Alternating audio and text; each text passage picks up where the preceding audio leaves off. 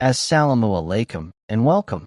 If you're watching this, you've probably felt that tension, the desire to build a better financial future for yourself and your family, but also the deep concern about whether your money is growing in a way that is truly pleasing to Allah. You might have asked, is this investment halal? Is there riba involved? And when you didn't find a clear answer, you likely stepped back. That ends today. In this video, I will give you a crystal clear, step-by-step framework to start your halal investing journey. You will have a simple plan for your first $1,000. A plan that is ethical, understandable, and actionable. So let's begin. First, let's acknowledge the problem, because you are not alone in feeling this. The conventional financial world is not built for us. It runs on a fuel called interest, or riba, which our faith clearly prohibits. This means most savings accounts, bonds, and loans are immediately off the table. But it goes deeper. Even the stock market is full of companies whose core business is haram, like alcohol, gambling, or conventional banking. So what happens?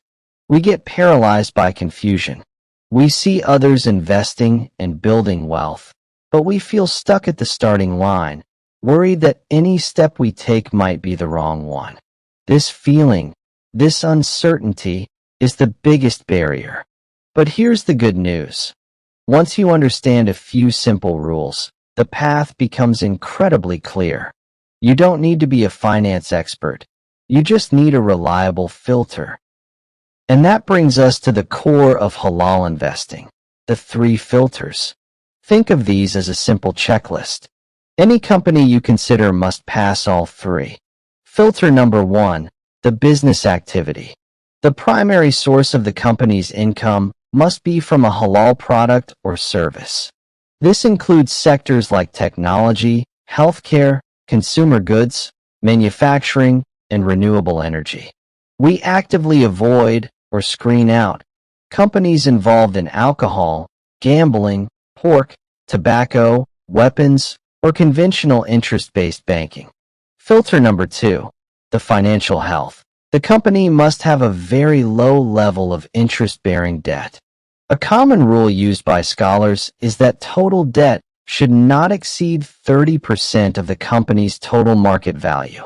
Why?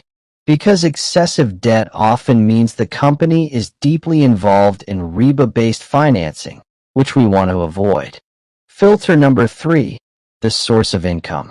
Even if the main business is halal, we must check that less than 5% of the company's total revenue comes from any haram or non-compliant activities.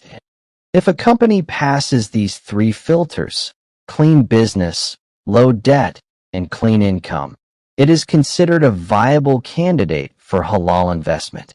This is not complicated theology, it's practical screening. Now, let's apply these filters with a practical plan. Imagine you have saved $1,000 to start. I'm going to give you a balanced, beginner-friendly strategy called the 50-30-20 plan. This is your first portfolio. Part 1, which is 50% of your money, or $500, goes into a halal ETF. ETF stands for Exchange Traded Fund. Simply put, it's a single investment that holds shares in dozens, sometimes hundreds, of different companies. A halal ETF is a pre-packaged basket where experts have already done the screening we just talked about.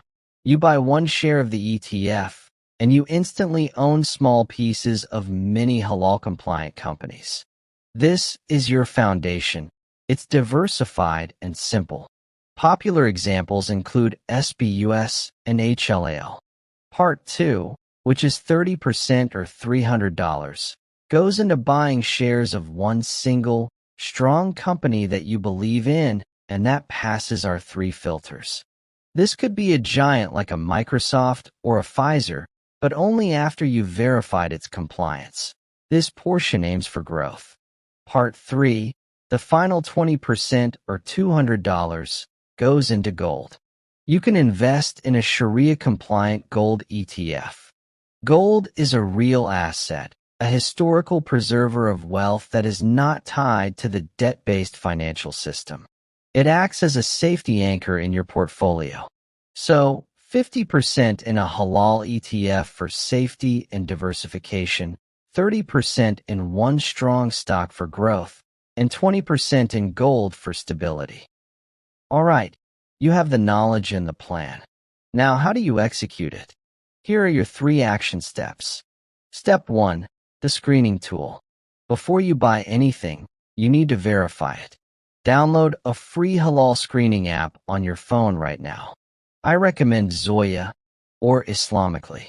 These apps have databases of thousands of companies.